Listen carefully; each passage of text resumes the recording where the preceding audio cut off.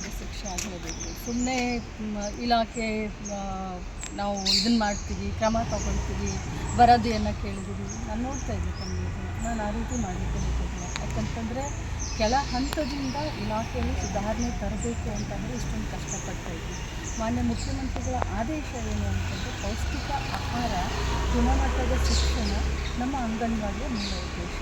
So ಇಂಥ ಒಂದು ಸಂದರ್ಭದಲ್ಲಿ ಇವತ್ತು ಒಂದು ಯೂನಿಟ್ಗೆ ಒಂದು ಮಕ್ಕಳಿಗೆ 8 ರೂಪಾಯಿ, ಹಾಗೆ 4 ರೂಪಾಯಿ ಕೇಂದ್ರ ಸರ್ಕಾರ, 4 ರೂಪಾಯಿ ರಾಜ್ಯ ಸರ್ಕಾರ ಕೊಡ್ತಾ ಇದೆ ಒಂದು ಊಟಕ್ಕೆ.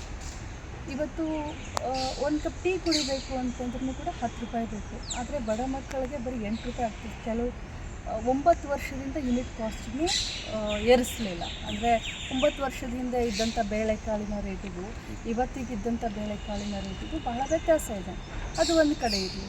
ಇನ್ನೊಂದು ಕಡೆ ಮಕ್ಕಳಿಗೆ ಪೌಷ್ಟಿಕಾಂಶ ಸಿಗಬೇಕು ಅಂತ ಹೇಳಿ ಕರ್ನಾಟಕ ರಾಜ್ಯ ಸರ್ಕಾರ, ಇದು ಬರೀ ರಾಜ್ಯ ಸರ್ಕಾರದ ಯೋಜನೆ, ಮೊಟ್ಟೆಯನ್ನು ಕೊಡೋದಾಗಲಿ ಅಥವಾ ಗುಣಮಟ್ಟದ ಕೆನೆ ಭರಿತ ಹಾಲನ್ನು ಕೊಡೋದಾಗಲಿ ನಮ್ಮ ಸರ್ಕಾರದ ಸಿದ್ದರಾಮಯ್ಯನವರ ಒಂದು ಕನಸು.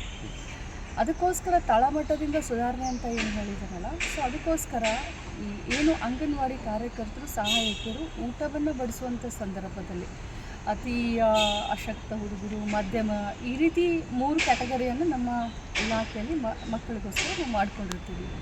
ಸೊ ಅಂಥದ್ರಲ್ಲಿ ಬಡಿಸ್ಬೇಕಾದ್ರೆ ಕಂಪಲ್ಸರಿ ಅವರು ವಿಡಿಯೋ ತಗೋಬೇಕು. ಅದನ್ನು ವಾಟ್ಸಪ್ ಗ್ರೂಪ್ಗಳಿಗೆ ತಾಲೂಕಾ ಮಟ್ಟದಿಂದ ಜಿಲ್ಲಾ ಮಟ್ಟಕ್ಕೆ ಅದು ಅಪ್ಲೋಡ್ ಆಗಬೇಕು. ಆ ಮಾನಿಟ್ರಿಂಗ್ ಸಿಸ್ಟಮನ್ನು ನಾನು ತೊಗೊಂಡು ಬಂದಿದ್ದೀನಿ.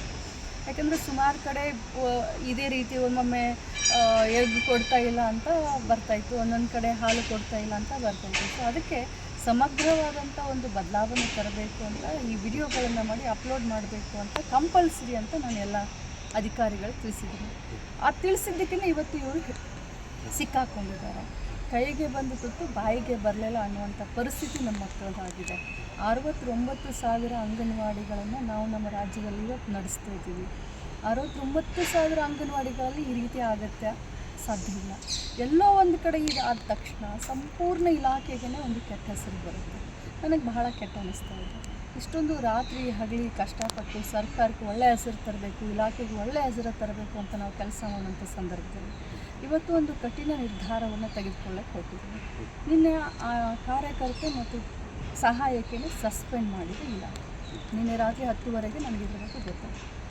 ಆದರೆ ಸಸ್ಪೆಂಡ್ ಮಾಡಿದ್ರೆ ಅಲ್ಲ, ಒಂದು ಶಿಕ್ಷೆ ಆಗಬೇಕು.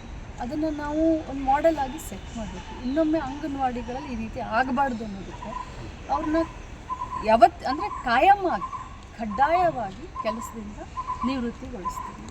ಯಾರು ಈ ತಪ್ಪನ್ನು ಮಾಡಿದ್ದಾರೆ ಅದೊಂದು ಪಾಠ ಆಗಬೇಕು ನಮಗೆ.